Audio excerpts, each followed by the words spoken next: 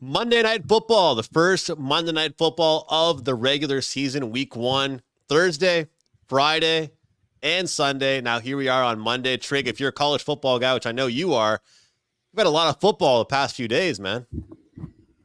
Yeah, I mean, that was the highlight of my weekend, Andrew. The Syracuse Orange winning that game, knocking off Georgia Tech.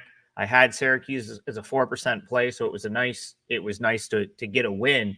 And not gonna lie, my weekend kind of went downhill after that. I thought I had I think I started Saturday 2-0, finished up 2-2, and yesterday was not good. I only made two plays in the NFL. Unfortunately, one of them was the Titans, which was as bad of a beat as you're going to find in an NFL football game. So, but at the same time, it's like I am a lower volume player, so 0-2 starts not anything that you can't overcome over time. But I think it's just the something I'm finding sport to sport, season to season. The first weeks, like it's tough. And I think you saw it in college football. I think you saw a lot of like sharp college football people that had good numbers from the summer take losses last week in week one because there's just so much unknown. And you used to not have that type of unknown with the NFL, but with the reduced preseason and the fact that no one wants to show anything, no one wants to, put guys at risk of being hurt. These week one games, man, they're really, it's tough to know what team's going to show up. And I think we saw that yesterday. Yeah, it really is. And you've got the backdoor covers. You've got some of these teams that, you probably didn't expect to do what they're going to do. And they come out and look good in week one. And of course, some of the rookies and what I hate too, like teams that end up having decent days without even scoring a touchdown. Like, what the hell is that? You know what I mean? Then you kind of look at, all right, which team is going to be the overreaction week of week two? Which team is going to be the team that actually was okay in week one? So we'll be talking a lot more between now and of course, week two. But yeah, I guess before we jump into Monday Night Football, you kind of already mentioned a few games there.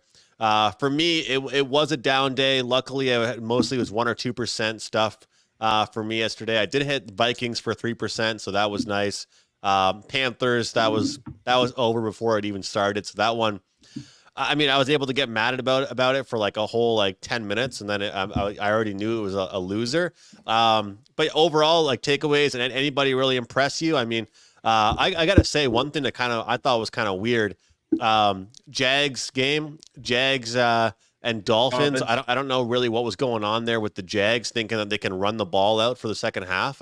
I mean, what was the play calling there? It's almost like that team thought that if they won the first half, they were going to win the game. I thought that was really peculiar. That was one of the takeaways I had. And overall, there were some teams, I think, that, the Bills, we learned again, we mentioned yesterday, the Bills game, talk with Freddie. I said to you guys, the Bills are a team, are going to win, not cover. Arizona, I'm not sprinkling the money line. I literally said a lot of times in those point spread ranges, I will sprinkle the money line. They're not going to win the game, I said, but they're going to cover. Yeah, I actually felt like, so obviously we did one of these yesterday, and I felt like we and I see one of the comments in the chat, so I'll tie this in. I felt like we talked about a lot of stuff yesterday on our pre-show that happened, yet I ended up not having a good weekend because I picked the two I was kind of the highest on, didn't pan out. Now, that being said, I don't think if I sprayed the board, I would have come out much better, but right.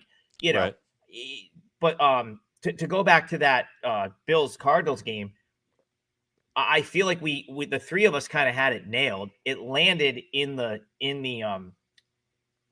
window of Bills win, Cardinals cover. I think based on some of the stuff we talked about, you could have got a great number on Bills in game. I know some definitely some sharp people that took that and hit me up, and then I of course did not, kicking myself for that. But that was because I got to be honest. So the other thing, Andrew, I'm going to tell you right now, I am out on NFL Red Zone. I'm done with it. I'm not doing it anymore. I lasted in Red Zone for about an hour. And then finally I was like, I'm done with it. I think I don't like it. I think it sucks. I really do. Like, I don't like I can't do the 8 games at once. So I went to I think I had Bills Cardinals on. I actually shut the Panthers off like pretty much right away. I had I it was on like, for longer than I should have. yeah. Honestly, it was longer than it needed to be. So I really focused on like Bills Cardinals. I had the Titans Bears game on, which I don't even really want to talk about, to be honest with you. But as the day went on, I noticed, and this is just an observation, it has nothing to do with betting, but the standalone games are just so much more enjoyable. Like the Sunday night game, that was great. Like that was, Yeah. it's just there's so much more enjoyable than the 1 p.m. 4 p.m.s. I wish NFL either staggered the starts out like college football does. I love the Friday night game. That was awesome. Like Yeah. coming back after that great game, Chiefs Ravens on Thursday, and having that Packers Eagles game on Friday was fantastic. Love that. But yeah, I can't do the 8 games at once. So it's like when you bring up Dolphins Jaguars, a game that I didn't have any action on, I got to be honest, I ended up not really catching much of it because I just had to like get away from red zone. Because I feel like I don't take anything away from it, right? And as a handicapper, like I want to be able to like really like react off what I saw throughout the game. And I just feel like you're watching red zone, you're watching highlights the whole time, pretty much. Yeah. So it's like Yeah. you can't really feel like the flow of the game. Other than like the big spots of Dolphins Jags, I don't have much takeaway there, at least yet, just because I haven't got a chance to really go back and like dig into it. Yeah, you're right. I've seen a lot of people actually floating that out there now where, I mean, it's always hype, You see the countdown on your screen, you're fired up, you're ready to watch Sunday football. But like you said, are you really watching a game or are you watching highlights? It's almost like you're behind the play. I don't know about you, and no disrespect to anybody that does this, but I'm not a record a game type of guy because I first of all, I'm just on my phone too much. So I'll see the game, but like if someone says like, "Oh, if you're not going to be able to watch that game, just record it." Like I can't do that. Maybe I have done that 1 or 2 times with CFL where I've like wanted to see a few things because I can actually really take a lot of betting info out of watching some of CFL games for me. But anyway, point being is that it's cool if you're like, if it's like madness and you got a few fantasy things or props. But if you're actually focusing on a game that you want to watch, like you need to actually be I don't want to just watch the touchdown. I want to watch the drive that led to the touchdown. It's almost more exciting than it is to actually see the touchdown itself, really. I always say this is a great takeaway for like anyone that's handicapping games and stuff and trying to do this like and do it well. Like you got to watch what you can watch, right? And then I couldn't possibly worry about going back and watching every NFL game because I've got to move on. Like I've got baseball to stay tuned into and so on and so forth. So I try to I'll do this in college sports specifically. Like I'm really only focused on like a couple of conferences, right? And then I feel like there's a handful of teams that I'm pretty much watching like week in and week out. And to me, it's just far easier to have a good gauge on those teams than it would be just going down the list and being like, okay, like here's the whole league. And so even in the NFL, like I feel like I get to like a few weeks in and there's just teams that I've seen far more for one reason or the other. Definitely. And that's, that's, but as far as like tonight, tonight's game is concerned, again, like I watched as much preseason football as I absolutely could have watched. And I don't know that there's a ton of takeaways. I think I was maybe after yesterday, we talked about the Saints and they came out and played the game they did. And I was like, okay, so they looked god awful in the preseason for 3 weeks, missed tackles, all of this stuff that offensive line looked terrible, like stuff that like really should have like shown up. And then it just didn't. And I'm just like, how much stock am I putting into these preseason games at all? Right. Like Bears looked amazing in the preseason, couldn't do anything offensively. Like the only reason the Bears win that game is defense and special teams and fluke plays. So it's like that leads me to tonight. I mean, I'd love to make the case for the 49ers, but again, we're going back to like what we know about these two teams. And, you gotta wonder if that's going to play or not. Yeah, and to go with the comment here, seems like a pretty nice comment. Just saying, hey, what did you guys have for me?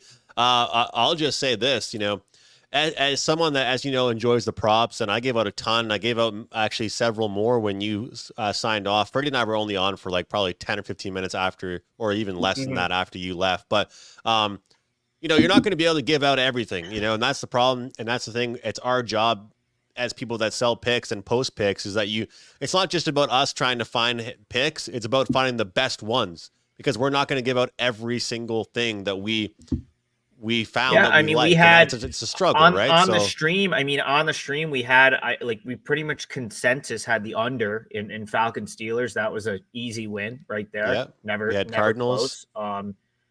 Yeah, so there was some Yeah. good and bad. I want to go back to like answer But your question though. I real gotta be quick, honest. okay, Go you ahead. go. I was just gonna say, I had the Panthers and I had 2 props in the Panthers game.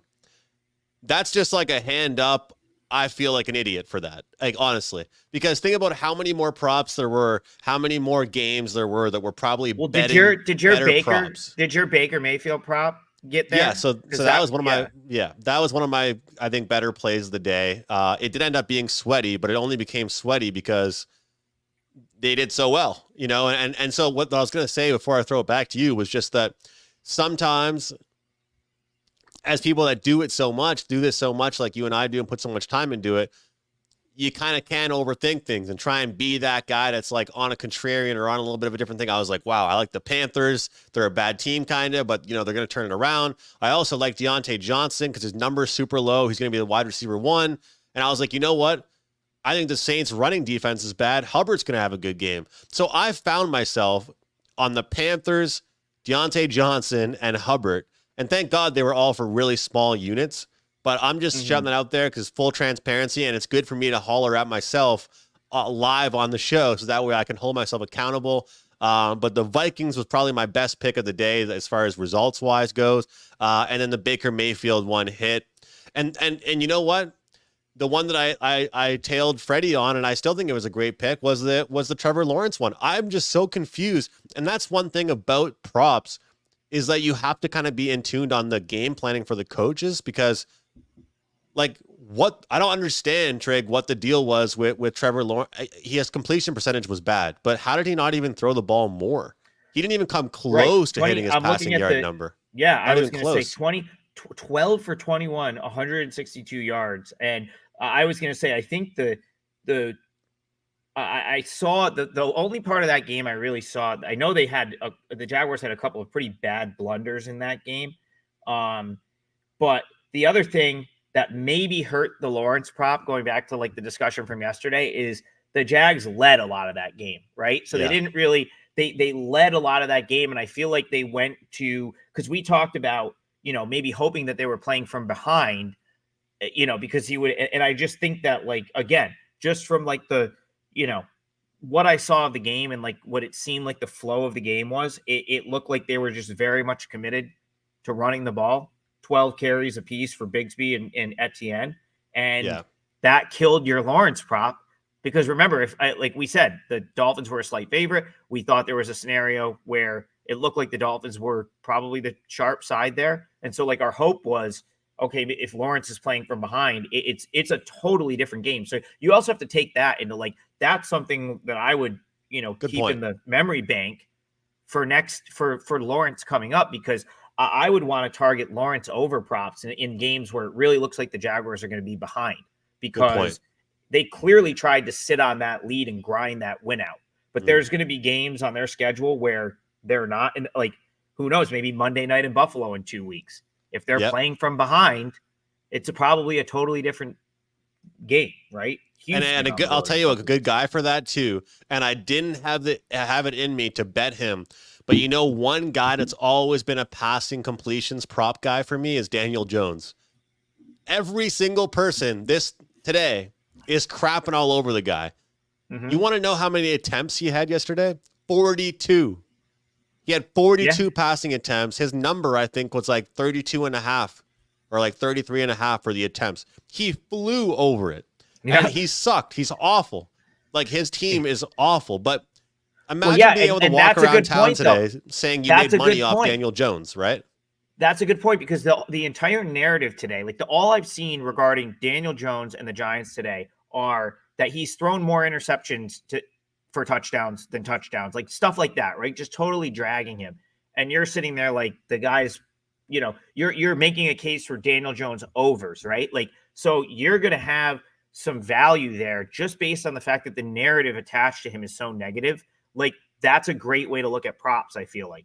Right there. Like that's a really good one. And honestly, not only is it a good one in the respect that it just cashed this past week, you're probably going to have your chance to play that a couple of times before the market like adjusts to it being like a good bet. So I think it's a really good point. Zach Wilson was one of my favorite completion props for the Jets. In general, because first of all, the guy couldn't throw a ball, but like same thing even for Mac Jones. Like, remember 2 years ago when I saw you in Boston and I went to the Patriots game? Yes. I was like, man, this offense is so bad. I'm just going to take his completions because if they get down, it's going to be like 15 dump offs to like Ramondre Stevenson, and they're not going to throw the ball deep at all. So he's going to his like best throw is like 15 yards. So it's a good point. But yeah, let's jump into tonight. People don't want to hear too much about the past. Let's jump into tonight. We got a comment saying, "Gun to your head, Jets +4." Wow, way to really cut to the chase on us here. Gun to the head. What do you have? I think it's a weird one though, man, because we know who Rodgers is, but do we know who he's going to be tonight? Dude, I got to be honest. I think I would need a gun to the head to bet this game. I think that's the only way I'd actually fire off a play in this one. Okay. And so here's the thing. Like, I really wanted to make a case for the 49ers, like, coming into the season, knowing this was the Monday night game, I was like, okay, this is probably going to be a good spot to play against like I assume the Jets would be like a public type dog, right? Like you've got, they just like what happened on Monday night last year to open the season, right? Rodgers gets hurt and then they come back and win. And then of course, Rodgers now back this year. I had a feeling that the Jets would maybe be like a trendy dog, if you will. Now I don't have that information in front of me right now. I also don't really care. Like I'm not really concerned with that. Like when I'm handicapping the game, but where it's a concern is, and especially in a week one game. And this is a really good point. And I think this is why some of these, like it tends to be tough to win week one, especially when you like kind of come in and try to bet the week of, is like the books have had like all summer to like, fine tune and sharpen these numbers and whatnot. And so I don't know. I just think that some of the the overreaction type edges that you get later in the season when like the betting public comes in are not really there in week one. So, even though the you might have a trendy underdog situation, like all of that's like, in my opinion, baked into the line. Now, I did see Trent Williams is going to play. That's huge for the 49ers. They're going to be able to probably run the ball better than they would be like had he been out, which is big because you have to run the ball to beat the Jets, right? Yeah. Like the Jets are not the team that you want to be getting into trying to throw the ball downfield for a couple of reasons. They have good corners and they get after the quarterback. Like that defense, like their pass rush is very solid, but the 49ers, not only can they run the ball, but they have like arguably the best rushing weapon in the league in McCaffrey, right? Yeah. He can do so many different things. So I do like how this sets up for the 49ers from like a game planning standpoint, because the Jets are soft to the run. I feel like they're going to be able to like utilize McCaffrey in a couple of different ways. And they're also, it's not easy to open on the road, have to open on the West Coast, like kind of not the best spot for the Jets, in my opinion.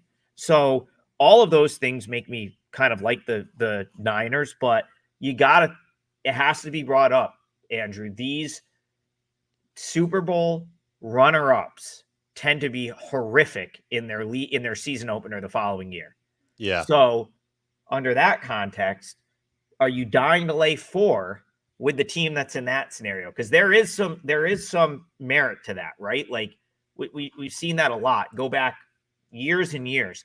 the Super Bowl runner-up tends to underachieve the next year, but they also tend to struggle in their season opener. And so I don't know that I want to lay 4 with a team that fits, I hate trends, but that's a trend that I might put a little bit of stock into. There must be something to that. So I still like the Niners, though. I think they win. I think I'd still have to go Niners -4 if I was forced to bet this game. Yeah, I've tried to not worry, and you talk about the splits and that kind of stuff and public dog. You know what I think it matters the most actually with that kind of stuff is probably week 1. Like, I feel like when everybody loves a dog, it does worry me. And I was saying to someone earlier, I was like, man, I don't think anyone's really being a wise ass taking the Jets right now, because it seems like a lot of people are liking this team. But then you talk about that trend. But this is the thing, though. I feel like, how often do teams, like the Niners have been in the mix for a few years now, right? A lot of times it's like, okay, this team made the Super Bowl, and then what are they the next year? Are they going to go all the way again? They're going to go to the conference championship, whatever it might be. It's not like anyone thinks like there's any regression coming for this team. They didn't lose guys, really. You know what I mean? So I think I have to agree with you. And I think that people don't realize, people underestimate what it's like when a guy comes back from injury. And that's what I'm feeling with Aaron Rodgers. I feel like I'll tell you a play I like right now. And this is going to be the most like unique, well, not crazy, but I'm on Greg the Leg over 1.5 field goals. And you know what's crazy is there's a handful of books that have like -120. There's a handful of books. I found one, Bet365, which is one of the ones I use here in Canada, actually has a plus price on this prop. He closed out the year last year hitting it 9 of his last 10 games. And I think that there's multiple reasons to be made for this prop. But a lot of it is, I think that, first of all, we all know both these teams have a great defense, but the Niners have a great rushing defense. So I feel like if a couple passes go wrong for Rodgers and the Jets when they're, in the Niners territory, they have no problem sending Greg Zuerlein out there. Last year, he was 5 for 6 in 50-plus yard field goals. He's a machine from 40 yards. And to me, you look at what do people say? 70% 2023 primetime unders. Some of these games can be a feel-out process. You've got so many weapons. This Jets team has so many high hopes. There's nothing wrong with field goals. And you know what? Some people say field goals kill unders or kill overs. There's still points. And especially early in games, teams will take field goals if they can get them. Adam, I like this one quite a bit here. The fact that it's hit so often, he's a great kicker, and the fact that the number's there, the money all spends the same. I know people can't get as much money maybe per se down, but speaking of people that are watching right now, we got a pretty packed house. I think it gets over 1.5 field goals for the Jets. So I agree with you. I don't mind that at all. And not only do I think it gets over 1.5, like I'm not gonna. I have nothing to dispute him going over 1.5 field goals. I also think this game finds its way over, and okay, I'll explain why. I do think you're right. I think the shade in the number here is probably toward the under because of like the way that these two teams typically have played in the past. But the 49ers secondary is a little bit suspect, and I actually think Aaron Rodgers has a pretty good game here. It's probably the main reason. It's one of the main reasons that I pretty much have no interest betting this game. And even though I still lean toward the 49ers because I do think that they can, get a push with, in the run game, and they have the Swiss Army knife McCaffrey. I wouldn't be surprised to see the Niners give up a few points. Now, what you're hoping for is obviously they don't pay off some of those drives with touchdowns because you need the couple field goals. And it is a good point. I mean, the Niners are very solid at not breaking in the red zone. Like at least they have been the past couple of years. But the 49ers secondary has, in my opinion, some holes. I think they can be beaten through the air. And the other thing is Breece Hall might be the guy, right? He might be because remember, he's now coming off of, this is year number 2 after the ACL injury. So, and if you remember 2 years ago, prior to the ACL injury, he was insanely, he was going off as like a somewhat unknown at that point. Like I don't think he was, he was like playing well over his like threshold at that point. Yeah. ACL injury. And then last year, obviously, he's like working his way back. Sometimes it takes like 2 years to really fully come back from an injury like that. And then, of course, like think about the upgrade he gets now at the quarterback position, right? As opposed to like what he had last year.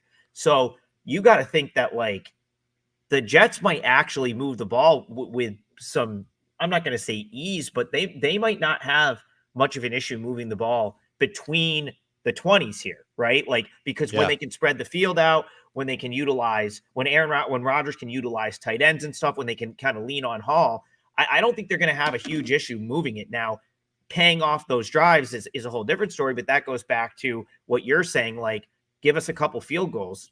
It makes like a ton of sense. So not only do I agree with that, I do think that somehow, some way, this one gets over. Like, I do think it gets to like mid. I think you're looking at like a 24-20 type game, 20, 24, 21, 27, 20, like something like that. It feels like there's going to be like, I think a lot of people think that this is going to be like 17-10. And I just like, I think there's going to be more offense than is maybe what most people think when they look at this matchup.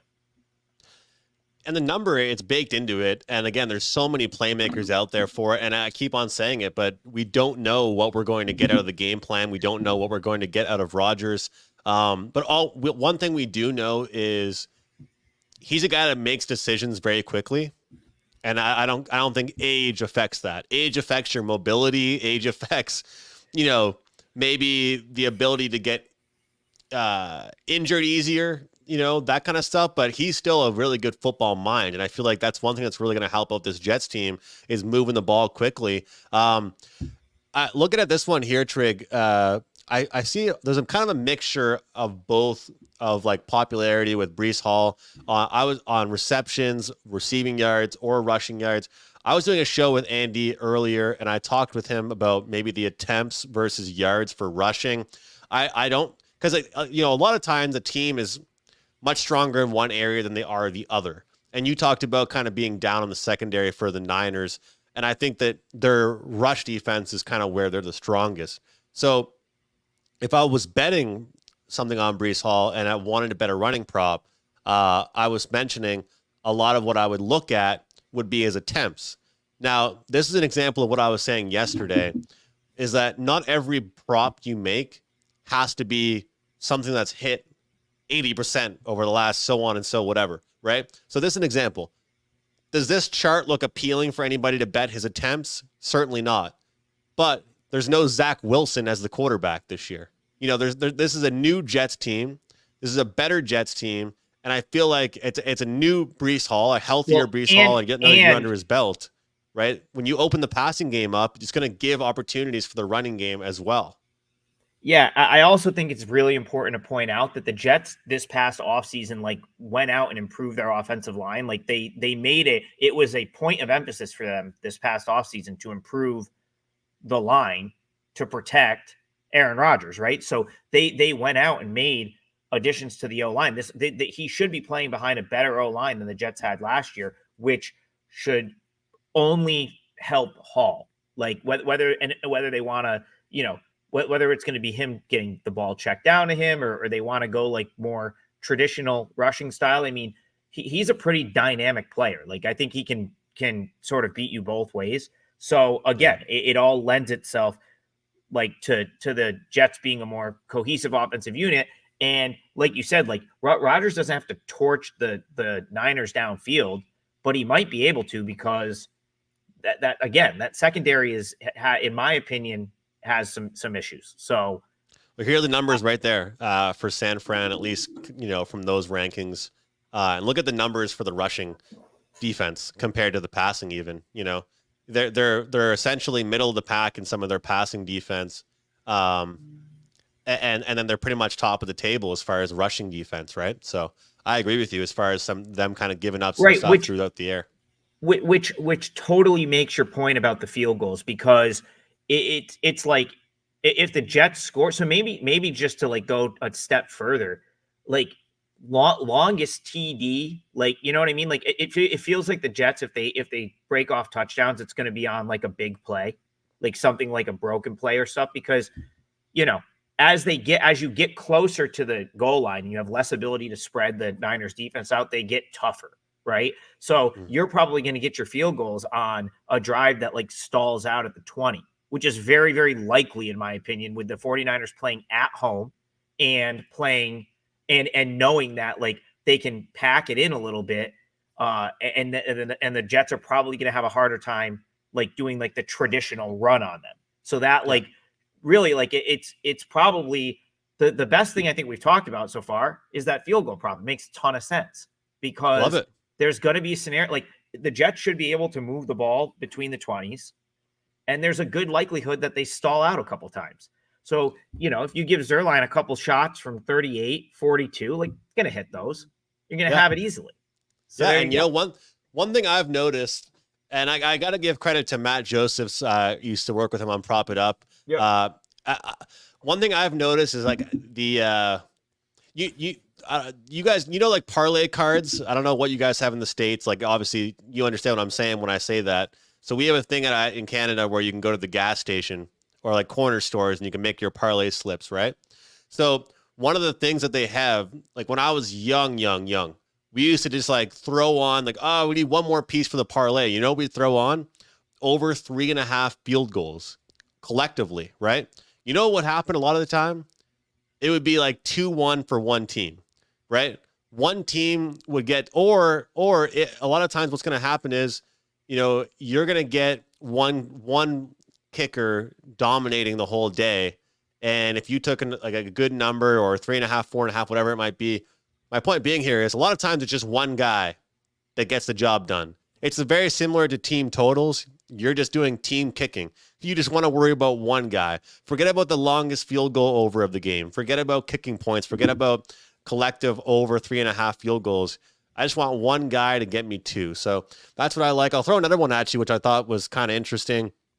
Some books were up and down in his numbers. I've seen so many different numbers, whether it's 4.5, 5.5, 6.5. I've seen up as high as like 10.5. Kyle Juszczyk, all right? This is a guy in the Super Bowl on the very first play of the game, in the big game, he cashed his over on receiving yards. His number was over 1.5 receptions. I think it was like 5.5 receiving yards. As you can tell, a lot of times I like the low-hanging fruit. I like the weird props, I should say. You know, I'm not coming on here and saying, you know, the number one wide receiver on each team is going to just get it done. I like kind of looking at some of these interesting ones. So whatever number you can get on him, I think is probably worth a look there. Anything that you think about like Debo and Debo versus Brandon Ayuk? I feel like a lot of people are always battling which guy to utilize. So between those two guys, I think in a game like this, I'd prefer Debo just because of his just because of like the likelihood that they use him in like a rushing scenario, right? Like they draw up a play, whether it be like a, you know, like a reverse sweep or like they draw something up for him, and he breaks off like a huge run because the Jets do struggle to the run. Like I don't know that I would want Ayuk, you know, up against like one of the Jets' top corners and like, you know, expecting him to have like a huge game. I don't even know if the 49ers would really game plan for that. Like, I think my guess is like, I think the 49ers are like the more likely team to establish the run here and just try to run it on the Jets and try to like, you know, and then of course try to like, you know, they'll put their wrinkles in because that's what they do, right? They'll give McCaffrey a few wrinkles. They'll give Debo a wrinkle. So like, I don't know how you like, I'm not great. I've never like claimed to be like a prop better. I don't really, I don't have a good sense of like how to quantify that in like a value sense for props. Not like the way like Matt or like Andy or you, like the people that bet the props do. Like I just kind of have like the sense of how I think the game is going to go and my handicap of it. But so like, I just think that, the way I would look at it is I would be more inclined to back Debo in a prop over based on how I think the game is going to go than Ayuk, because the Ayuk numbers you're going to pay a premium, right? Like when you talk about like these big name players, the McCaffreys, Ayuk, and stuff like that, and for whatever reason, I feel like Debo doesn't get held on the same plane as those two, right? Like it's just like Mhm. he flies under the radar a little bit more, in my opinion, at least. Certainly to like a McCaffrey, there's probably some value there because I could see him being super important in this game, especially like in the potential run game or the way that they would want to attack the Jets defense. So I would go pretty much anything Debo over Ayuk for that reason. Jets have good corners. It's not going to be easy for Ayuk tonight. Yeah, there's one. I can't find for some reason. I can't find it right now. The rushing yards over rushing. Where are the attempts? Where are the rushing? I'm only seeing anyway. I saw. First of all, prop for it. what's up to Jesse Shule? I did not see Wager Talk today this morning. I was busy, but I know Teddy lit up Brian Power for like saying that the Panthers are cooked for the season. Although like I'm in sitting week one. there like in week one, but I'm sitting there like, man, I don't know if that team ever wins a game this season after what I watched yesterday. So Yeah. but no, I missed the show other than Jesse was that. on. Jesse, Okay. I caught some of it, but I don't think you gave out a pick on this game, did you, Jesse? I thought you gave Because out I told Teddy how it is. I told Teddy Dude, listen, how it is. Teddy, I mean, that's my favorite. Honestly, that's my favorite part of being on Wager Talk today. A couple times a month or however, like, whatever. Is like, I know Teddy's going to come at me with a question that I like. That I'm going to have to answer, right? It's not going to be, and I love that part. It's my favorite part of like Wager Talk today. I know he's going to ask me a question that is like somewhat devil's advocate. Yeah. And I feel like we don't do enough of that on shows like this. So shout out to Teddy because that's my favorite part of like that show.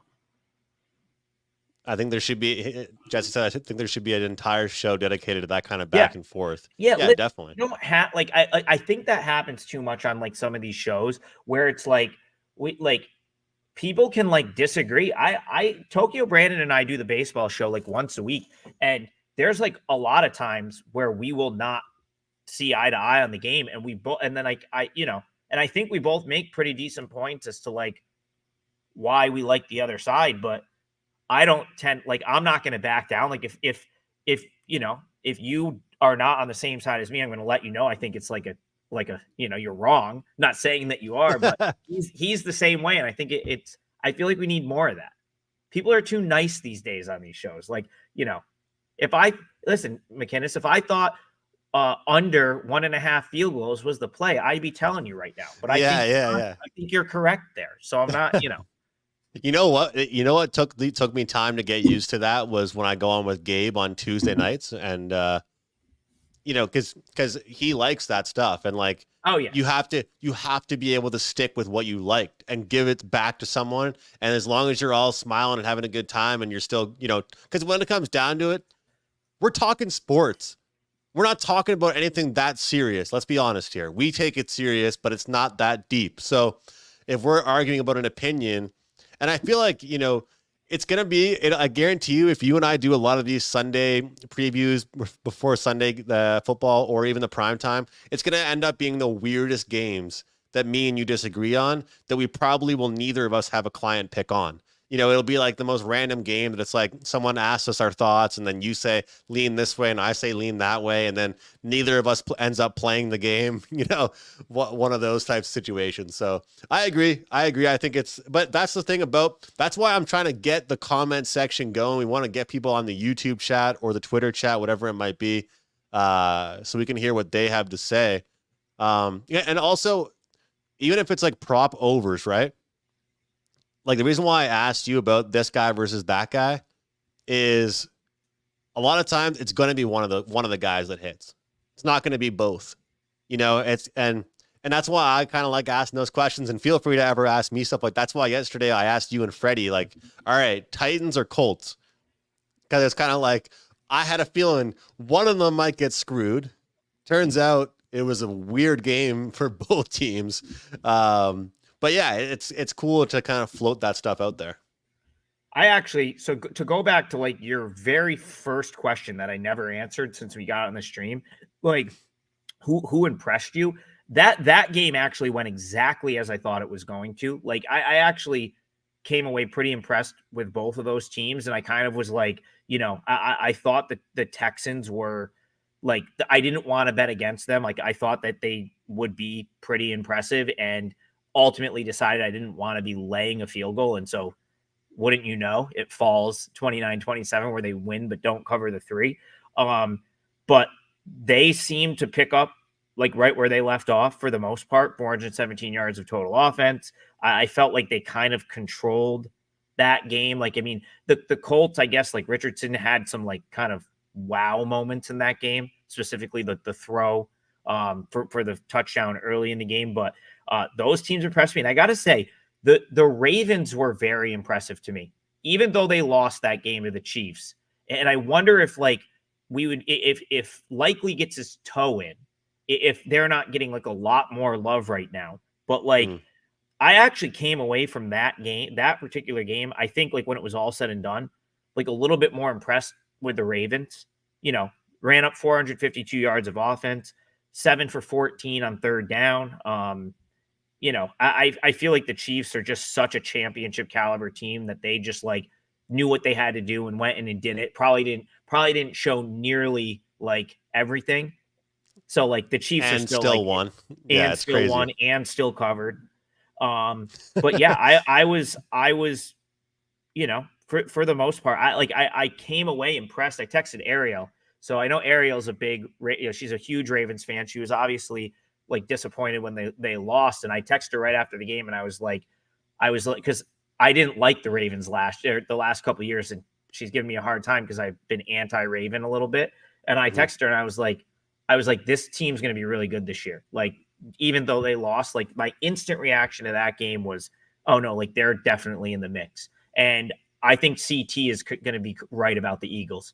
Like he's been talking about the Eagles all summer. He has them at really good numbers to like win the Super Bowl. And that was the other team from that I was like super impressed with. And the Cowboys yesterday. We talked about that one on the stream, and they came and took it to the Browns. I was pretty impressed with how they played. Did they though, or did the Browns just suck?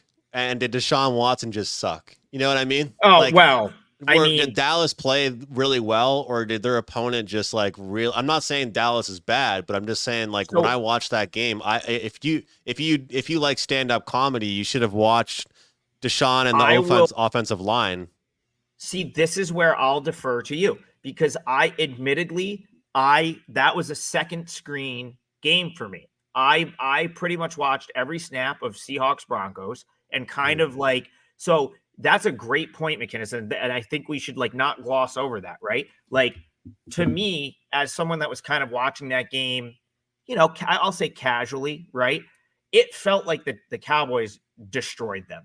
Like if you just kind of like were in and out, it felt like the Cowboys destroyed them. Now I'm pulling up the line scores and stuff, which I will get to doing as I start to go into week 2 and start to like do the actual, handicapping for week 2.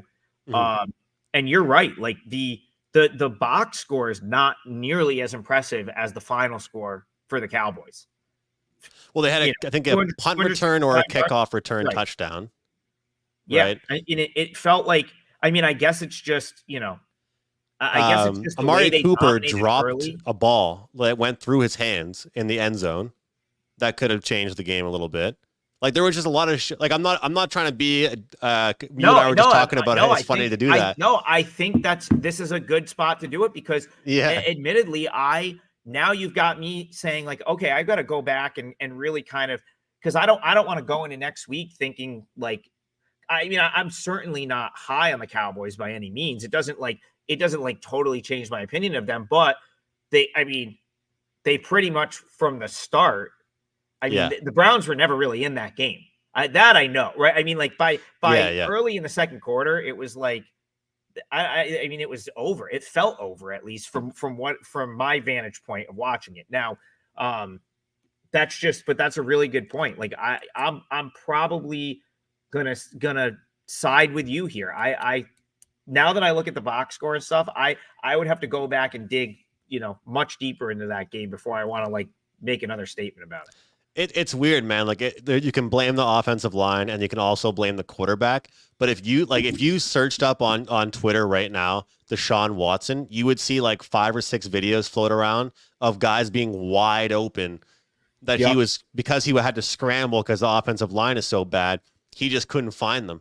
And then there So was that's one play, he threw an absolute dart to the end zone, and Amari Cooper had it in his hands and dropped it. So, like I tweeted yesterday, because I'm not gonna lie, that pool I told you about that I'm in, where I had to pick every single game ATS every single week, my buddy and I did pick the Browns. So I am a little biased, but I will say that like it was absolute comedy watching, because their defense didn't even play that bad. Like, and I know it sounds funny to say that because they're supposed to be a hell of a lot better, but their offense just didn't really show up as well, Well, so that's the thing. I mean, I coming into the season was high on the Browns for their defense, and I think we did, when you go back to the stream we did yesterday with Freddie, that was the one thing I said was like, man, I kind of like was completely off the Browns going into the game against the Cowboys because of the sudden guys out on their offensive line.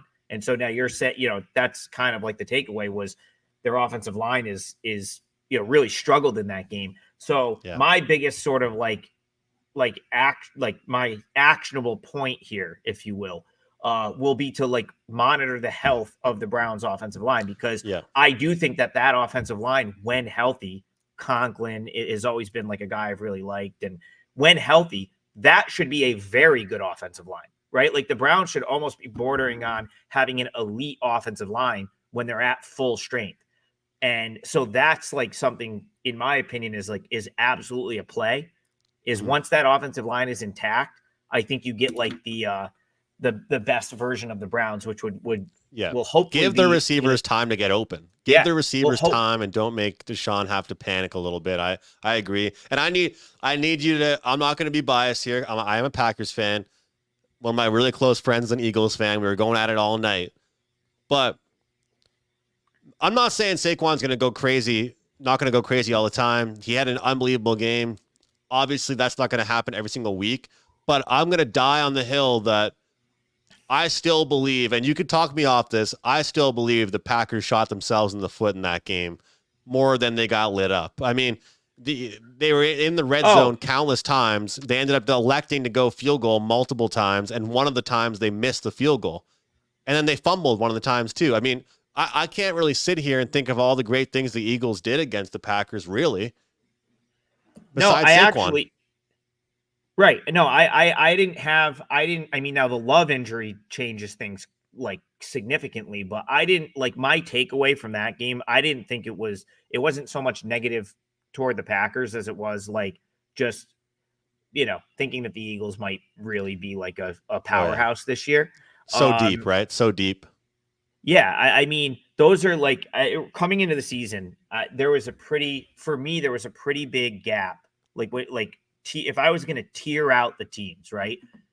Tier 1 is the Chiefs and the Eagles. There's a gap after those two teams, in my opinion. Now, someone will likely play their way into tier 1. Well, again, this is just my tier 1. It doesn't mean anything. It just means something to me. But I felt like there was like a notable drop off from like whoever you would have 3 through whatever. Like, I really don't know that there's another team right now, as it stands right now, in the class of Chiefs or Eagles yet. Like I just think that they're kind of, and so I am kicking myself for not playing either of them week 1 under that thought process. But I guess it came down to, I did have like a decent amount of respect coming into the year for the Ravens and for the Packers. And then of course, I almost like instantly throw out like a game in Brazil, a standalone Friday night game in Brazil. Guys falling everywhere too, all over the field. I nailed that game though. I did a Instagram video for Wager Talk on the over for that game, which hit in like the third quarter. So, All right, we got a question. Great call. Great call on that. I was hoping you'd be right in Packers winning fashion, but I can't. Everything can't always go your way. All right. Somebody asked for any touchdown scoring props. I'm not trying to just put you on the spot here with this stuff, but it's fun to look at. We won't stay on too much longer, but One guy I liked was George Kittle. So I like his receptions versus his receiving yards tonight. I think he's a really good safety blanket. I like the completions prop for Brock Purdy, and I think that Kittle will help him get a couple receptions or a couple completions on some broken plays where he needs to find somebody in a hurry. His number is plus 180 at DraftKings. Shop around, guys, for the best number possible. I usually just use DraftKings because it seems like a lot of people can get down at this book. First touchdown is plus 950. Talking to Andy, he said that minus 180 is the number for McCaffrey, but if he scores easily in this one, he even gets two, Adam, this might be a discount. So minus 180. Look, I'm not laying that with a touchdown score. Don't get me wrong. But it is interesting. You got plus 340 first touchdown. Breece Hall, I think he's kind of like that goal line guy. That's why I like rushing attempts. Like, to me, plus 110, I'd rather take that than I would C-Mac. Because Aaron Rodgers isn't scoring. He's not. I'll throw a touchdown prop out there. What's Tyler Conklin? Do you have his numbers right there? What's right here? Plus 425. Plus 425. Historically, Rodgers has a pretty good rapport with his tight ends. Like, if you go back to those, like, I'm sure you can probably name them off the top of your head. Like, if you go back to those Packers years when they were kind of like rolling, I felt like his tight ends always were in is it Rod? I think it was Rodgers was one of them. The other Rodgers, right? Yeah. I want to say he had Mercedes Lewis scoring touchdowns at one point. Like some of these. What about another former Packer, Alan Lazard? Yeah, I mean, so you plus 650. Well, I just think it's more likely, like, if the Jets get down into like a goal to go. The way I see that going is them running the ball unsuccessfully. So to pivot off the unsuccessful run, I just feel like it's more likely that, like, Rodgers kind of keeps a play alive and finds his tight end, because he's historically been comfortable throwing to his tight ends. So, you know what I mean? Like, I don't know if that's a good number, but like Conklin to score wouldn't be like crazy to me, just because like I could see him in like panic mode. That's where he would go, right? Like, I don't know, like, is he going to throw like a fade to the back corner of the end zone? Like, that doesn't feel like him really so much. Yeah. So it's like, yeah, I mean, Hall's going to be priced as like a obvious premium option. So I just think if you want to go like off the beaten path a little bit, I think Conklin is a good bet. Like at 5 to 1 or whatever. Like, I'll throw that one out there. Yeah, there we go. I like that one. It's a lot better price than my George Kittle. It's a lot better, lot better there. If you're going to throw that one out, I'll say Lazard. Okay. Niners defense, special teams, plus 400. Keep in mind, this is defense / special teams, plus 400.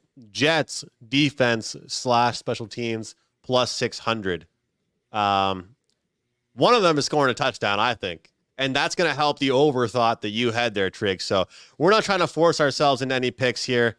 And speaking of picks, I think that Brock Purdy is more likely to throw a pick than Aaron Rodgers. As Rodgers, I said, his decision-making has always been what I've been impressed with the most, and why I've always been a fan of his. But that's it for me, man. I got a prop pack up at Wager Talk. My favorite props are in that package, so anyone watching right now can go grab that. And I'll just say this, all the money spends the same.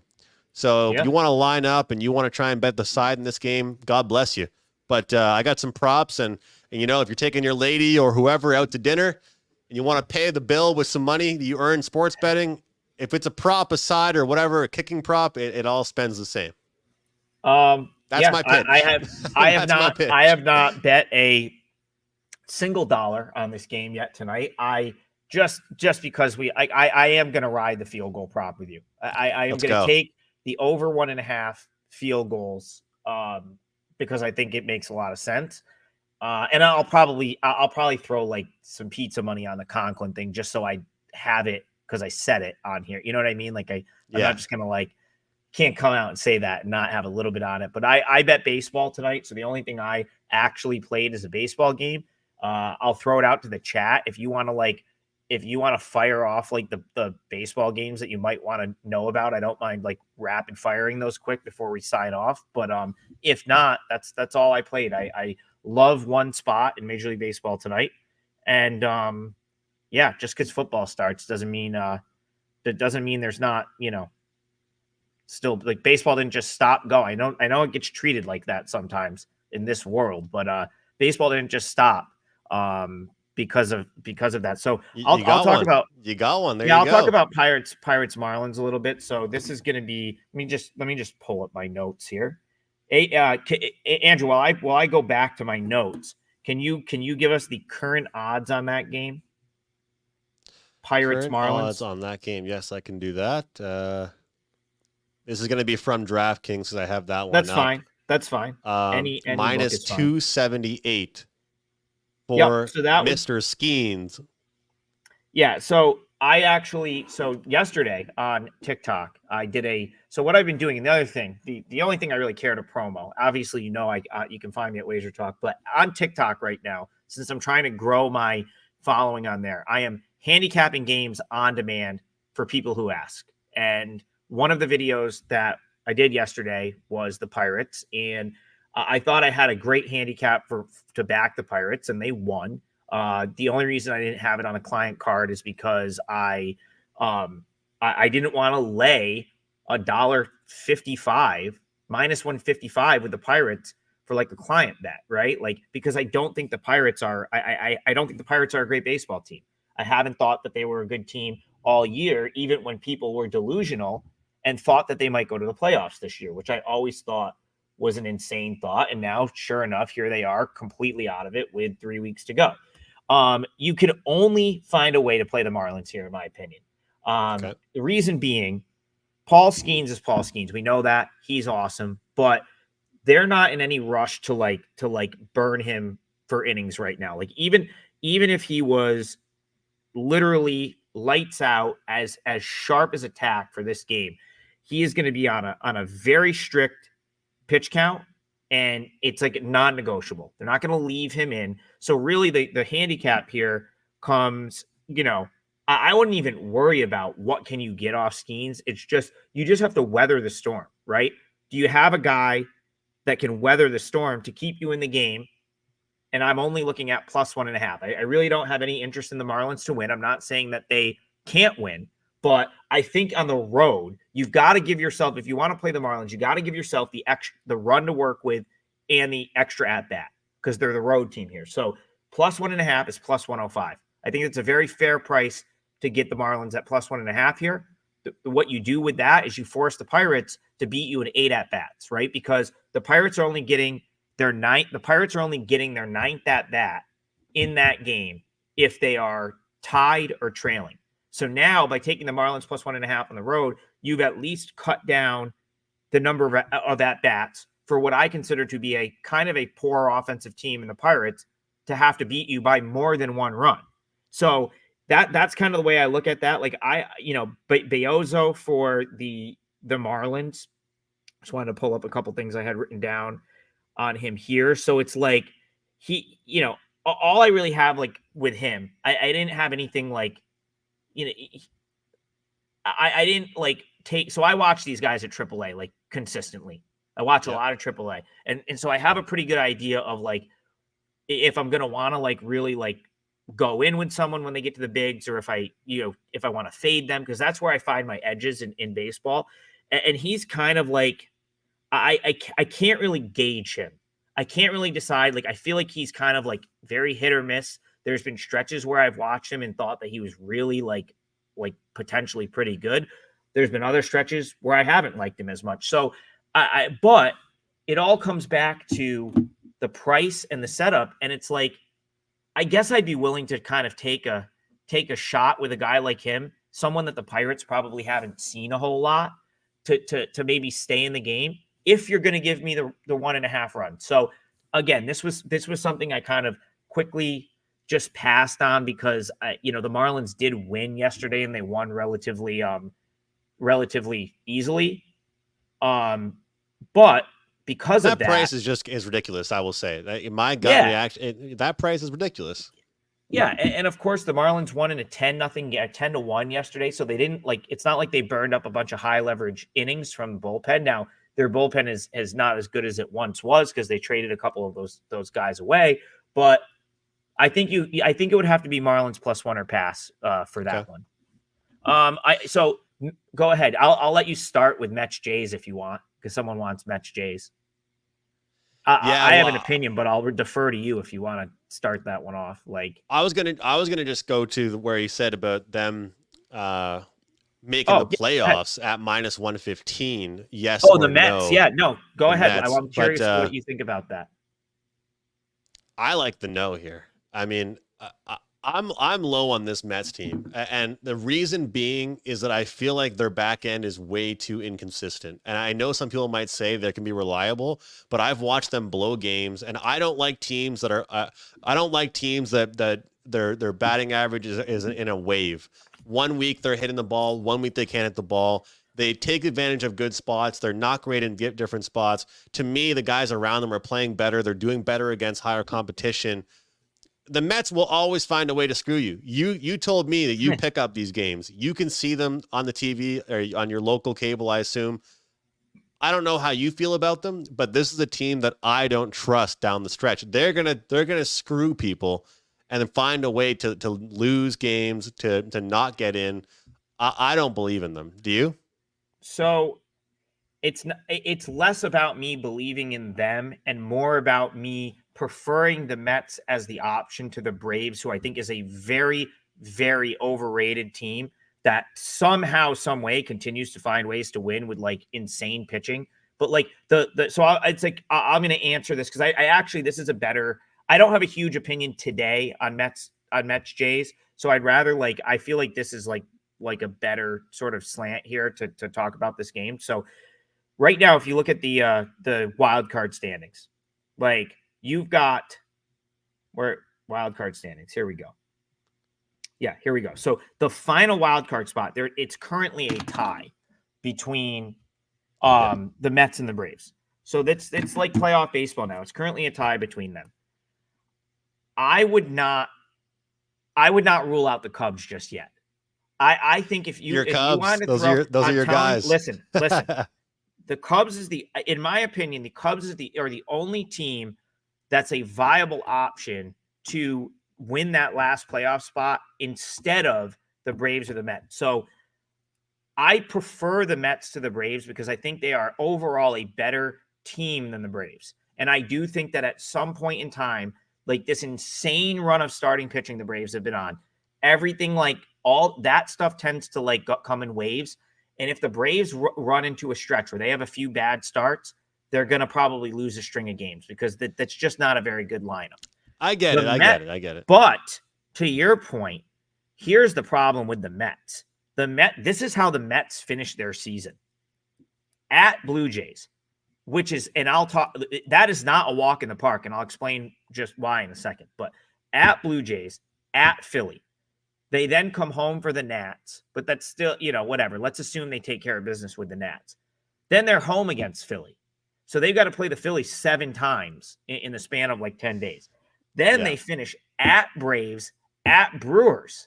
That is a brutal stretch to end the season right there. So even though I think they're probably better than the Braves, I don't know that I love that schedule for them. Now, let's look at the Braves. It's not that much more favorable for the Braves schedule-wise so they have to play a makeup game today at home against the Reds.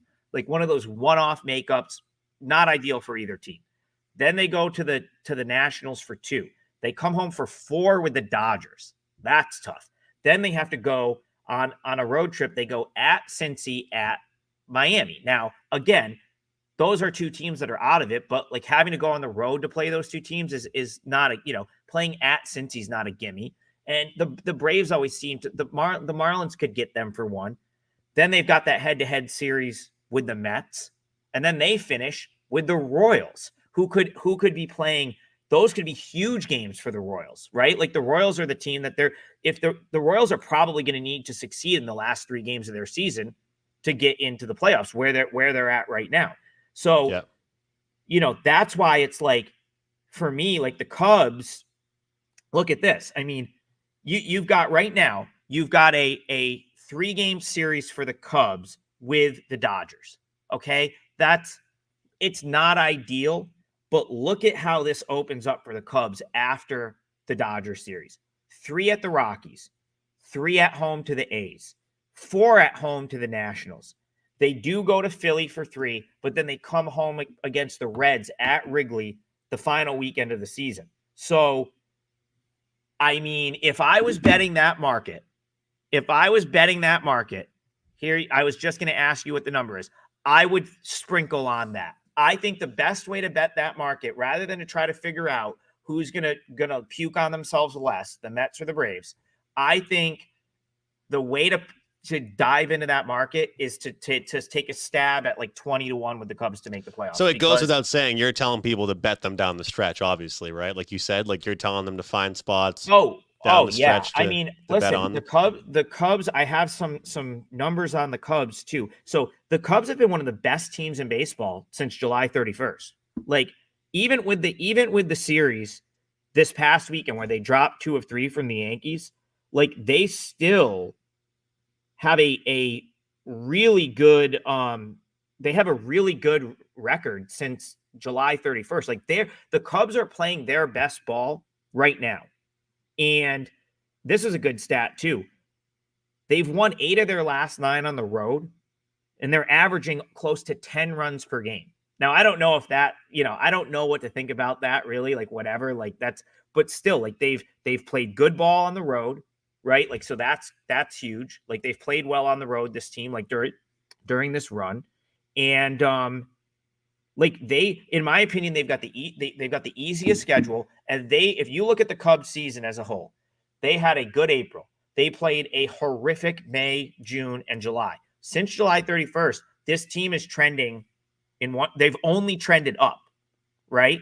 And so if they can just survive, and this is kind of what my thought process was, I talked about this on a show last week. If they can survive Yankees Dodgers and go like 2-4 there, or like amazingly go 3-3, like if they could somehow take 2 of 3 from the Dodgers, which again, like they're underdogs tonight, but let's not act like Walker Buehler is just a gimme right now, right? Like he's he hasn't pitched past 5 innings, so you want to lean for tonight. I certainly lean Cubs plus the 1.5 in that game out at the Dodgers. And the only reason that didn't make my client card is I don't love going to battle with Kyle Hendricks in against a lineup like the Dodgers. Like I didn't want to lay minus 125 to get the 1.5 with Hendricks, knowing that he could get blown up by a lineup like the Dodgers. But yeah, like Bueller's not someone I'd be dying to lay $1.90 with, $1.85, $1.90 with at this point.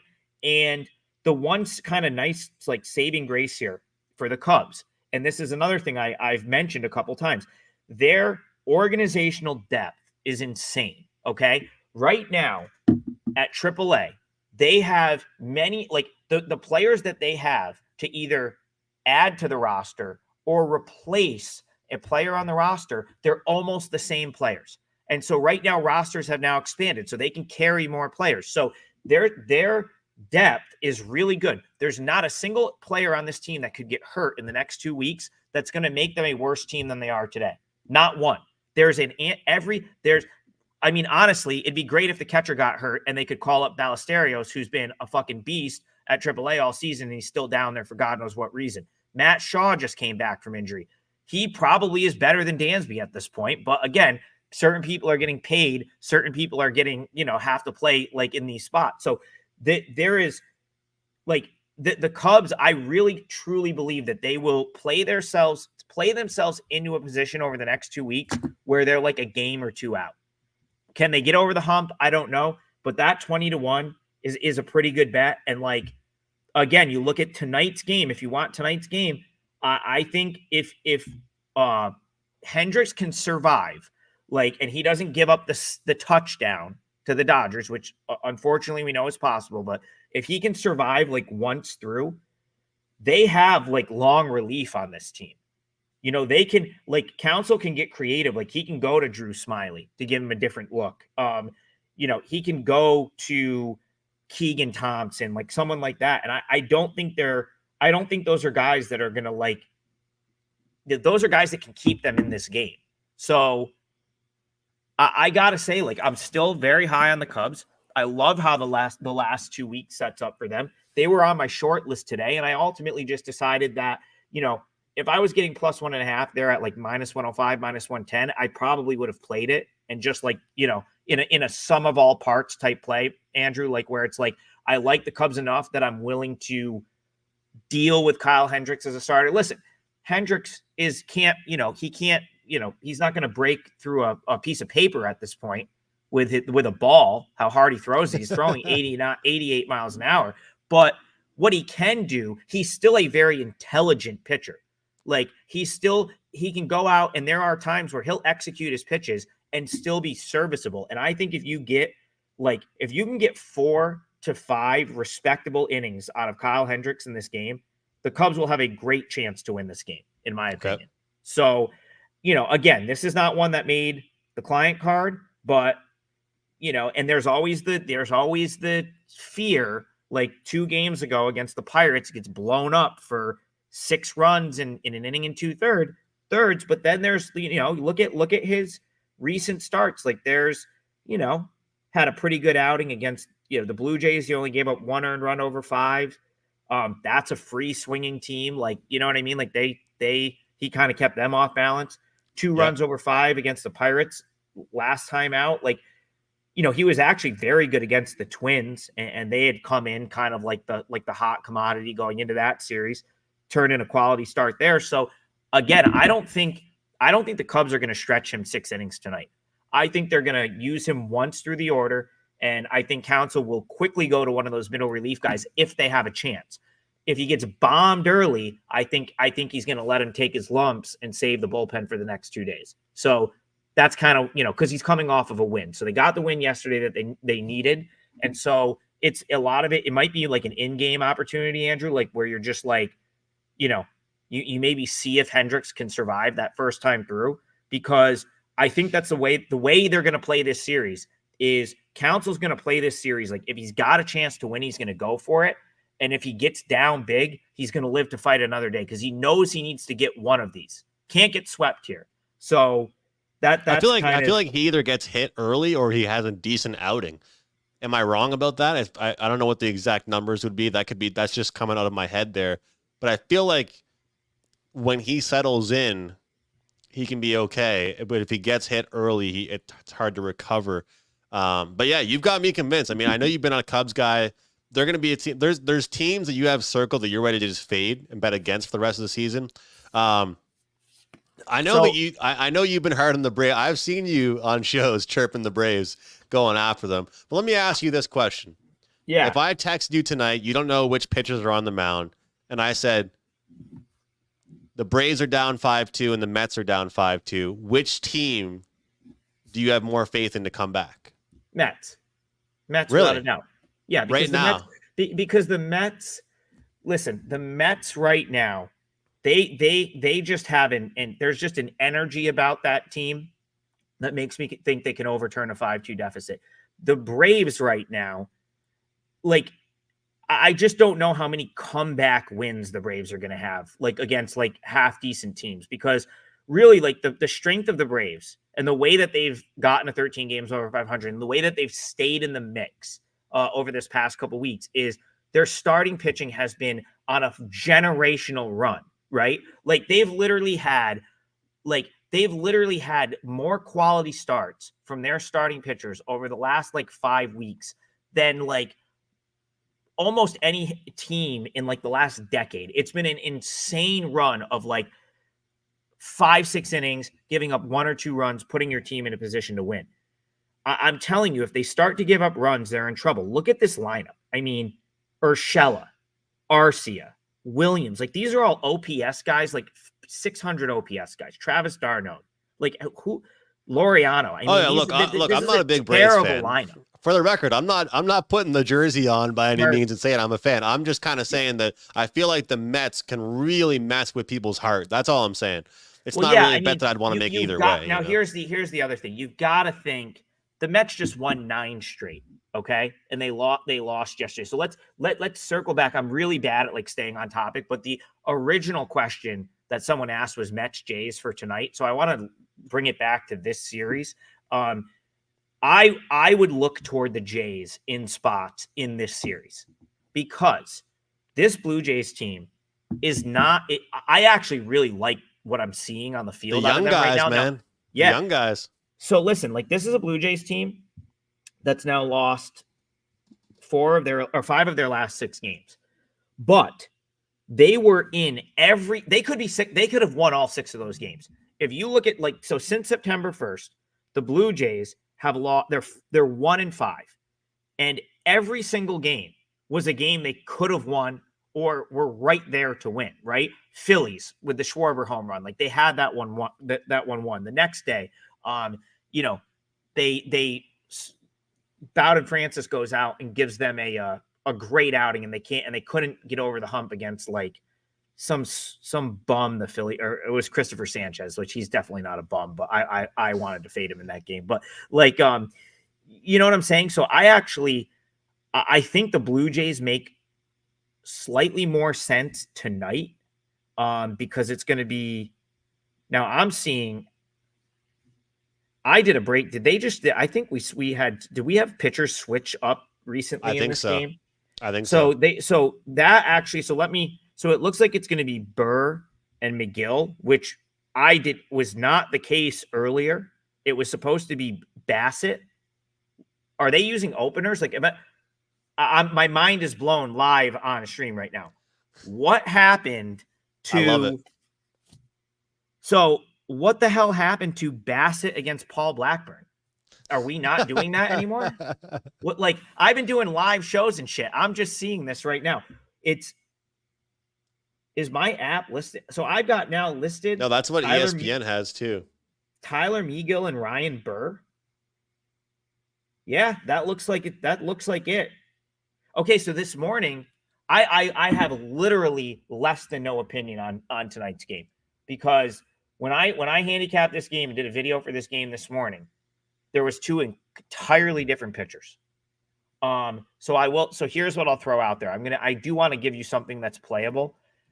I'm worried that Bowden Francis, who pitches tomorrow, unless the Jays decide to pull someone from Mars, which, to make the start, I do think it's going to be Bowden Francis against David Peterson. At least that's what's listed. Now, that could change if they decide to push everyone back a day. Then maybe Bowden Francis is Wednesday. However, I think Bowden Francis might be building toward a bad start. He was like literally the best pitcher in the league in August. I don't think he pitched great in that fit. Like he kind of like survived 6 innings and he's got a stat line that looks better than it probably was in the loss to the Phillies. I could feel like he's got a blow up coming at some point. So I will look to probably play the Mets in this series when Francis is on the mound because I think I'm going to get a good price and a good number. But in a game like tonight, I would rather roll with the dog just because I think it's a more even matchup than the odds makers are suggesting. And it goes back to what you were saying about the youngsters. The Jays, there's a bunch of free swinging young kids in the lineup. They have talent. It's no one knows the ceiling for these guys, and it's they're playing with energy much more so than the team was back in April, May, and June. It's like a totally different team from an energy standpoint, and I love that about them. So I lean Jays tonight for that reason. I'll tell you what, and I want to shout out between your Twitter, my Twitter, and the handful of people on YouTube. We got 525 people here right now live. So that's whether you're awesome. just So scrolling subscribe on your phone, to the channel. Subscribe to the channel because if we can get this channel bigger, we can do these for longer, and that's the goal. So go. We like Twitter, but we need some of you guys to move over to YouTube. Go over to YouTube for us. But hey, if you're watching on Twitter, retweet then. If you don't want to go over to YouTube, retweet. What I was going to say real quick, Trig, is I'm a team totals guy, and I can't pound this in people's heads more than this, okay? This is a Jays team that unless you're really just getting a really good underdog plus price, I get it. But when they when they win games, they score runs. Okay, this is not a team that's going to shut you out 2-0. And the proof is in the pudding. Like every single time, they're 9-5 over the Braves. All right, they lose 10-9 to the Phillies, but they still cover their team total. They put up 15 on the Twins. And when this team does well in the Red Sox series, okay, they split the series 2-0. In one of the games, they put up 7 runs. You could go down the entire list, but in a lot of the games, so they swept the Angels, and in 3 of those 4 games, they went over their team total. This is, to me, as a team, like, do you guys have early payouts on any of your sports books? Bet365 does early payouts, and it's like different for every sport. Yeah, football Freddie is like texts me Freddie texts me sometimes. He'd be like, "Thank, got the early payout with Bet365." Yeah. Not that many states have it in the U.S. I know you guys have that in Canada. That's a great. Yeah. That's my favorite book, by the way. I spent a week in Colorado last summer and did nothing but play on Bet365, and was devastated when I had to come home. Oh, it's awesome, man. Best. So I won my team total on the Jays, and they lost 9-8 to the Phillies. And my buddy won his team total because they were up by 5 runs. So he would have been absolutely devastated. Do you think it's crazy? Like, I think I can get to the Canadian border in like an hour from where I live right now. Like, do you think like customs would like be annoyed if I did like every day just took the hour drive up to go into Canada, bet on Bet365, and then like come home? Oh, man. People do that all the time. Not even joking. People do that all the time. That type of stuff. I don't know about the border where you are, but there's a border to Maine where I live. And people go over there to buy beer and drinks because alcohol is that much cheaper in the States. Oh, the border to Maine, like the hat part of Maine, or like yeah. So, I have actually a buddy that used to play junior hockey pretty much on the tip of New Brunswick, which is where the border is to Maine, and their whole entire hockey team they got to know the border agents. That's how often they were going over there. Like, great. Hey, what's up, man? Just going to buy some beer, and they, and the thing is, the problem is, Trig, that obviously everybody knows this, but you're only allowed to bring in and take away so much, right? It'd be the same thing if I bought like alcohol. Like if I went and got some Vivas when I was in Boston, right? I can only bring so much back with me legally. So these hockey players were going like once a week over the border. And someone comments, and chewing tobacco. Yeah, we all know that. All right, Trig, I actually got to run soon, but we got 550 people here, and we got a new comment on YouTube. So I want to show some love to the YouTube comments as well. Asking we got 6 foreign starters, quote unquote, tomorrow in the KBO. Anything for us in the KBO? I did not think the show where the title is Niners at Jets at Niners would end with some KBO talk, but here we are. Oh, that's great. That's Durko. Shout out to Durko. He's always in our KBO spaces. So I'll be circling back on KBO probably after this show to like kind of like try to finalize like a play or a card. But I have sort of like, I have an idea of what I potentially want to do. So I'll just kind of rattle them off quick. I like Hanwha. I've kind of been talking about Hanwha Eagles. McInnis, I know you it's been a while for you in the KBO, but they might make the playoffs this year. Remember, I know when you followed, my girlfriend remembers them. She always says we used to fade the Hanwha Eagles or Hanwha Eagles every time. Now they're good, right? So they are, they're good in comparison to what they used to be. So this is probably, they have been the bottom of the league since before, like they haven't made the playoffs since 2018. They've literally finished last like every year since, like pretty much what they were in the pandemic year. And like they've been pretty much up until this year. They're 60, 66 and 2, but most importantly, they're 2.5 games back of KT Wiz for the final wild card spot. And actually, they have a little bit more wiggle room than that because the Doosan Bears are in 4th, 15. Like there's 2 teams there, so all they have to do is catch one of those 2 teams. And then SSG has like the same record as them. So it's a massive series. One of the foreign pitchers that he's talking about is Weiss, Ryan Weiss for Hanwha, who was like a totally failed minor leaguer. Like I don't think he ever even made it to the big leagues. I think if I remember correctly, he got lit up at Reno.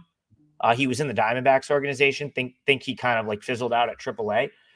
He was actually playing independent ball when they found him. So I wasn't sure exactly what to think on Weiss when he came over, just because so another way I kind of gather my an edge for KBO, or where I try to find my edges, is I watch most of these guys come from AAA. So I've typically watched a lot of these foreign pitchers at AAA, and I try to gauge how they're going to be at KBO and stuff like that. And I admittedly didn't know a ton about him when he came from the Indies, from indie ball, because I don't watch indie ball, only so many hours in the day. If I could, I would. But again, he's been phenomenal. And he's totally settled in. The last his last 4 starts, all 2 runs or less. He's made it into the 7th inning in each of them. 1.08 whip since he's come over. 77 strikeouts in 71 innings, so much better than I thought he was going to be from a swing and miss standpoint. And so I really like him a lot tomorrow against SSG, who's just a team that I'm willing to bet against right now. A team that's got one of their domestic starters. It's Young-Sing John, who has he's 20, so he's got upside. He's definitely a young guy that has upside. He's shown flashes. So for example, last time out against LG was one of his better starts of his career. 1 run over 6 innings against LG. But again, he's got his ERA is close to 6. He's been pretty inconsistent. And so I think I'd be willing to take Hanwha and Weiss there. It's just I didn't fire it because Hanwha on the road -165 is not super appealing to me. But I'm pretty much looking for ways to play them at this point. So a lean toward Hanwha in that game. And then the other ones are tough because I suppose KT Wiz are competitively priced here, being able to get KT at even money. But to me, the NC Dinos are kind of coming off of the mat a little. It looked like they played their way out of contention, and they kind of got hot to the point where they're only about 4.5 back. And so it's kind of a huge spot for them because they've got Kyle Hart on the mound.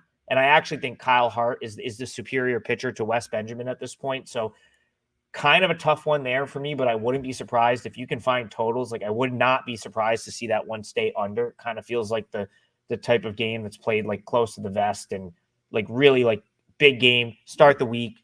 Everyone's relievers are fresh and ready to go. And I could see both of those pitchers throwing a pretty good game. So the team I'm willing to play against, another team I'm willing to play against right now is Doosan. And I like DeJesus for Kiwoom, but it's just Kiwoom's. So Kiwoom's your team in dead last this year, McInnis. They're so far out of it that they're kind of they don't play they're all of their starters every day. Their import bat has been out for a while, and they decided not to replace him. So it's tough, but Emmanuel DeJesus is one of their import pitchers. He's someone I do like. So I think Kiwoom +1.5 would be a potential look there for me because of that. Just from a value standpoint, I wouldn't want to lay that price with Doosan. And then I think the last one for tomorrow, and then we can sign off because I'm sure I bored everyone to death other than Durko here that wants to know about KBO. But again, hey, like you said, McInnis, money is money. Doesn't matter where you're finding an edge. So the other game is Lotte and LG, and normally Lotte in this spot away from home early in the week, they feel like the team that's starting to kind of fade. 3 straight losses, I'd be looking to go against them, but LG has been very concerning. They're your defending champs this year. I just have not liked the way they've been playing for a couple of weeks. I've gotten burned backing them a couple of times. So I would probably lean toward taking Lotte with Aaron Wilkerson on the mound, over playing LG, which it's obvious LG is the better team and they've won a couple games, But this team is they're not playing like championship baseball like they were last year, despite the fact that they're still in third. They're still going to be a playoff team. Like Wilkerson, if he's on, can give you a good start, and it's like kind of a huge game for Lotte. But again, I prefer Lotte at home. On the road here, not as big of a play for me. So probably won't actually make like a client bet in KBO tomorrow. But if I had to single out one thing, I think I would just roll with Ryan Weiss and Hanwha, lay the -160, bet it accordingly, split it, run line, money line, play -1. To me, like those two teams are dead equal in the standings right now. Dead even. They're tied for sixth. Hanwha, to me, is just the superior of those two teams. They're the team trending in the right direction. It's such a big sort of game for them because we're at the unbalanced part of the schedule now, where it's makeup games from like the rain. So it's like these are not.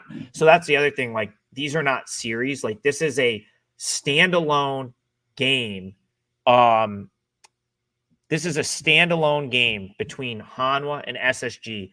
It's basic. It's as close to like a playoff game for Hanwha that they've had since 2018, right? Like it is a huge game for them. They've got their import starter. They're going to completely unload the clip with top relievers here, I think, is what I expect them to do because they need this win over LG. So, LG, both of these teams play tomorrow. They play different teams, but LG is at home again tomorrow against Lotte. I feel like they're going to feel better about that game. So I just feels like a game that Hanwha really, really needs, especially with Samsung coming up. So kind of a little like a juiced up price, but I like Hanwha. That would be my one play there.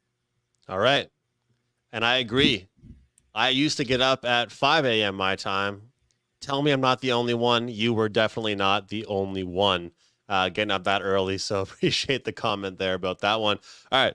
One thing I'm going to add, and this is kind of an assist to you because you might have landed me on something, and I'm either going to feel like a genius and give you credit for putting this in my head, or I'm going to hate it. I am going to step out, and I might put a small play on Mike Williams tonight. You mentioned him pretty much out the gate like an hour ago when we brought this game in. Pretty much while you were breaking down the KBO, I was looking for some quotes. I was channeling my inner Teddy Covers. I'm not usually a huge quotes guy, but with these instances, you have to be. All right. He said, "It's what I expected.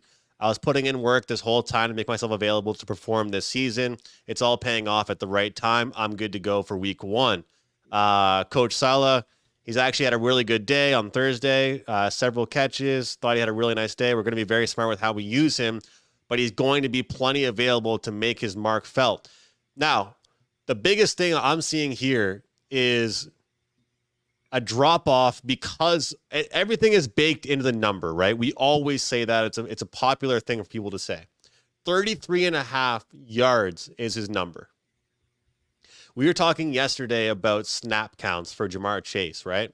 And I said to you guys, like, what the hell does that even mean? And I wasn't being like 100% serious. I was more so saying it's way easier to give someone kind of like a pitch count in baseball as a pitcher than to have someone running in and out on the field, obviously, as a receiver. So if we go based on just last time he was actually out, 8 out of the last 10 games that Mike Williams has played, he has surpassed this easily. The number is 33.5 yards, Trig. 121, 83, 45, 32, 94, 76, 67, 116. Most of these games, he has doubled the number he has for today. And don't get me wrong. I'm not saying this is a home run. He's going to go over his alternate numbers by any means. But if he's healthy, and I was looking, the number is 2.5 for his receptions.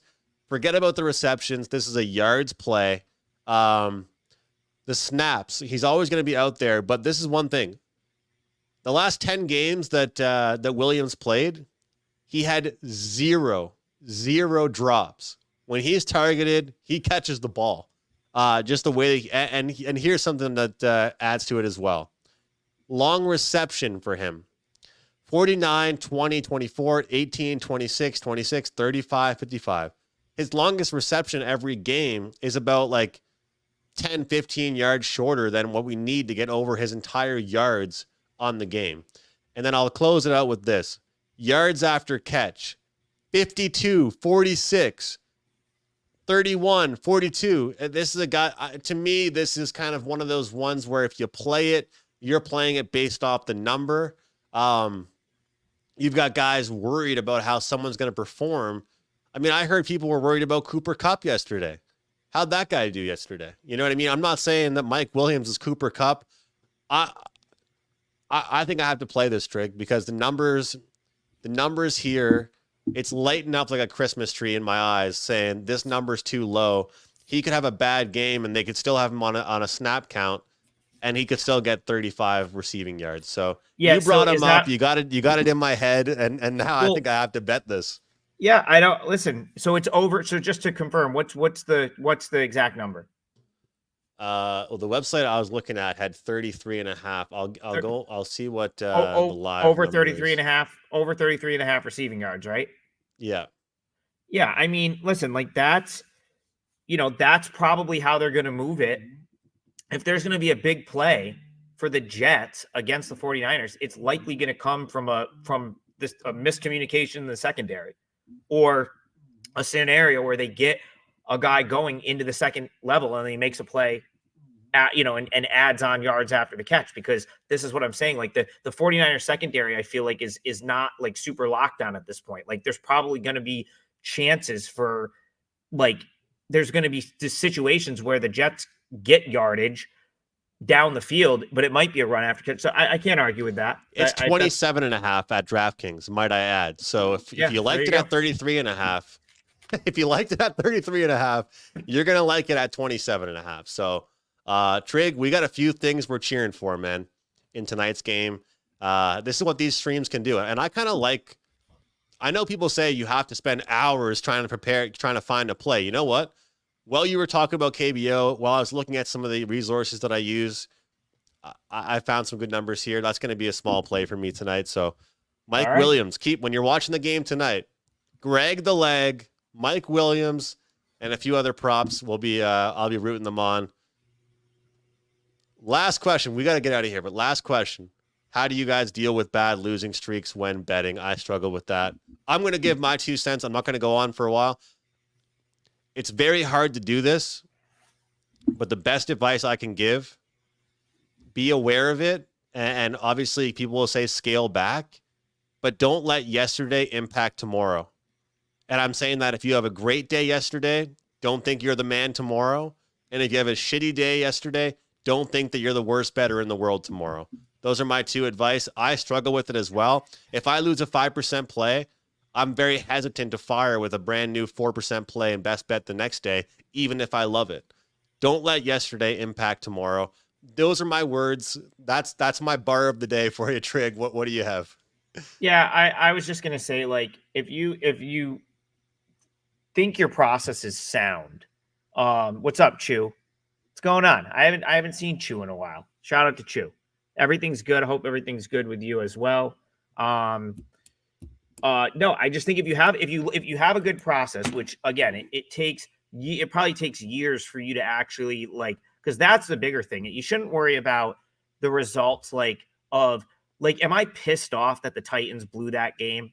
Yes. Do I think I made a bad bet? No. So I try that. I'm not going to get mad at the fact that lost. The hard part is getting your process to a point where you're I trust the process and trust what I'm doing is good and it's correct. That's the tricky part. Not I try to zone out the wins and the losses and do the same thing every day. I know me personally, I know that I want to target, I want to go in at the MLB where I'm targeting spots where I feel like I have more info than the books than the players in the game. So people are like, why are you always betting these shit teams? Why are you on this game? And usually my answer is, well, and I'll answer. There was one other chat question that didn't get addressed, and I'll use it as the example for this. Kill 2 birds with 1 stone. Twins Angels was asked about. It's a great example. I've watched a ton of David Festa. I watched him in AAA. Like, I feel like I have a better gauge on him than the books. I know he, I feel like his struggles the second time through the order are a real thing. There's not a chance that I'd lay $1.80 with the Twins tonight at home.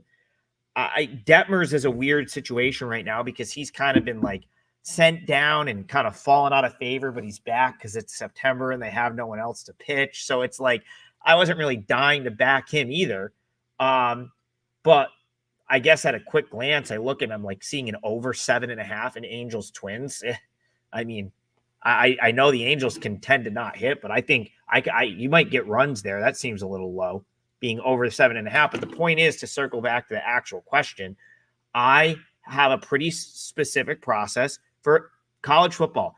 I had a shit season last year, McInnis. Probably my worst college football season in a decade of doing this, like documented and doing this, in a service format.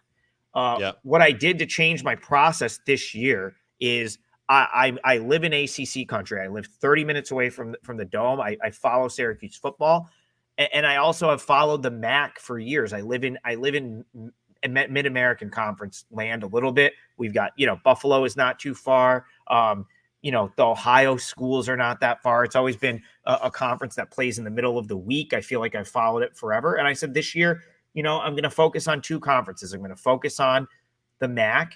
I'm going to focus on the ACC, and then I'll spot play a couple of teams where I feel like I have good info for the team. Now, to start the season in college football, I think I'm 3-6. I had a shitty week 1. I went 2-2 over the weekend, but I'm good. Like, I'm going to go into week 3 doing the same things. I'm going to talk. Yep. I've got teams circled, and they're ACC teams and they're MAC teams, and I'm not going to freak out that the craziness of the first 2 weeks of college football didn't go my way, because I know it didn't go the way for a lot of people. So in that scenario, I'm just not going to worry about it. And you try to act like you've been there before when you win, and you try not to beat yourself up when you lose. And it's just every day is the same. You start 0-0. Every day is the same. And you try to get to the end of the day with more than with more wins than losses. And then you try to do it the next day, and then you do it every single day. That's the other thing. You do it every day. And, it typically plays out in the long run. Even when you have sustained stretches of not doing well, my 2023 collectively, I had a huge college basketball season. This was last year collectively was down, not the best year, but it's I went back and looked at 2022, and it's okay, I was looking at my NFL numbers, and since the beginning of 2021, I'm plus 42 units. The way we measure units, with all the juice and all the vig and all the bets that go into there, that's pretty good. So I'm not going to beat myself up over an 0-2 in the NFL when the Bears had a literal miracle cover, right? Like a game, that's just that's just kind of how I view it. And I'm right back to business tonight. I got one play that I like. It's in Major League Baseball, and I'm not worried about what happened yesterday. And if this wins, I'll be happy for literally 1 minute, and then I'll go on to tomorrow. I'll already probably be looking at games for tomorrow. So it's all about the process. Don't worry about the results. And it's important to remember, we always remember the losses more than we remember the wins. That's the shitty part, right? So you need to kind of not just think about that and move on to the next day. I'll tell you what, for me in the NHL, a lot of times this happens where Wednesdays, Mondays, and sometimes Sundays are the 3 slowest days, right? So a lot of times if I have a bad day on Tuesday, I'll just choose to take Wednesday off in the NHL because I'm like, it's 3 crappy games. I'll wait until a bigger slate on Thursday. Or Sunday, NFL Sunday, there's 3 or 4 NHL games, and I'm like, you know what? I don't need to bet one of these games. But if you think of every day as its own individual day and just handicap that day, you can't handicap Sunday based on I kind of shit the bed yesterday. Maybe I should take. You know what I'm saying? So some people say time off is good, but sometimes I feel like I punish myself with time off. There's never a scenario where time off is good, in my opinion. You got to go at it every day. You can't, be licking your wounds and miss a potential good spot. So I don't agree with the time off is a good thing at all. I think the time off will come, and then you just you know what I mean? I mean, don't get me wrong. There's definitely days where I'm you know what? I'm if I don't love anything right away and I've like things have not like gone my way, that might be a good day to be like, this is like an easy pass for me because I don't want to like force into a cold deck, right? Like it's like a Yeah, of blackjack course, of reference, course. right? Like, Yeah, yeah. I know you know what I mean? Like, so that I'm fine with, but like just blatantly being like, I lost yesterday, so I'm not going to like attack the next day is the wrong way to look at it. Yeah. Like that's Chew, I why. appreciate the follow. Choose Please the man. do. Yeah, Shout out to Chew. I can already Haven't seen him in a while. tell. So appreciate the follow, guys. If you're watching right now, we got 600 people across Twitter and YouTube. Please, if 10 of you guys can go over to the YouTube channel and hit the subscribe button, it would really help us out. So I really appreciate it. I appreciate Trig for giving me the opportunity to grow the YouTube channel, and of course for working with me and doing these streams. Let's make some money. Let's make some money MLB tonight. Let's make some money in KBO tomorrow morning. And let's go Greg the Leg Zerloin over 1.5 field goals. That's it for me, Trig. I'm out. All right. All good. All right. We'll see you guys soon.